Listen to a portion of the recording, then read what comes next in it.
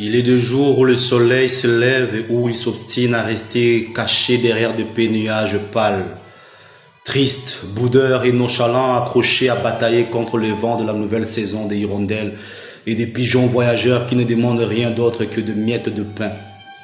de paix, de lumière et d'allégresse afin d'éclairer sans brûler, de colorer sans salir, de partager sans perdre, car tout s'effrite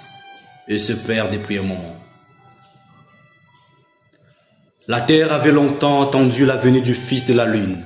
ou du soleil, ou de la pluie, ou du silex, ou des horizons et des vagues lointaines des océans et des mers, des lacs et des fleuves, des rivières et des Njili arrosés par le pisse inavoué et malodorante des mômes abandonnés dans les rues poussiéreuses des Tchang où quand se lève le soleil timide de la saison de l'oubli, du manque, du froid, des zombies d'autres saisons, d'autres démons, cachés dans les rues et tunnels du quartier 7, quartier 3, Quado, terminus et flagada pour le plaisir du sexe.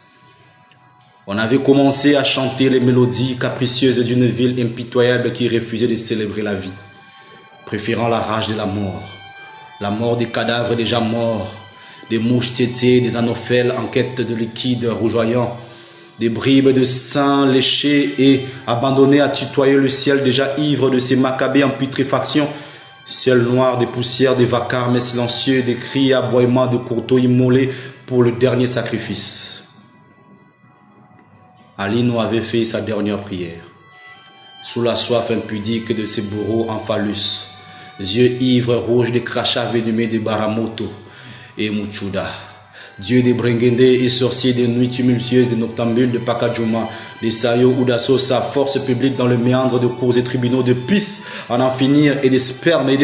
nauséabonds écrasés sur les parvis des quartiers malodorants et malfamés, des caniveaux bouchés pleins de nos malarias et de nos syphilis et de nos tuberculoses et de nos typhoïdes et de nos ténias et de nos morts piégés dans le dédale de l'inconscience inavouée. Son corps sans vie, sans habit, sans rien avait été levé, retourné, balancé, puis transporté dans un rythme infernal de pas macabres et lugubres pour son éternelle nuit dans les vacarmes le plus dédaigneux de la tourmente et du supplice, guillotinant la vie en 1000 morceaux, éparpillés et disséminés dans le vent, dans l'air, dans le paix, dans le brouhaha et le silence maudit des êtres sans face ni queue, déambulant et zigzagant dans ces espaces cimetières de nos villes fantômes. Qu'avait-il fait? La loi, c'est la loi. Et quand elle tombe, elle brise tout. Elle déchire le ciel, elle dresse de murs, elle fait tomber de murailles, elle tétanise, elle engrosse et dégraisse. Les filles mères, les filles à papa sans abri, les filles sans mère, sans scrupules qui avortent à ciel ouvert, jambes en l'air, salive et crachats sur le matelas, ciseaux en ruine dans le méandre d'un corps loque, corps épave, corps piège, corps laboureur parce qu'il a été dit, tu mangeras la sueur de tes seins manioc, seins patates, seins papaye, ou saint sauvage porté disparu depuis les dernières intempéries, depuis les dernières violences et les tempêtes de la loi. Tu avais dit,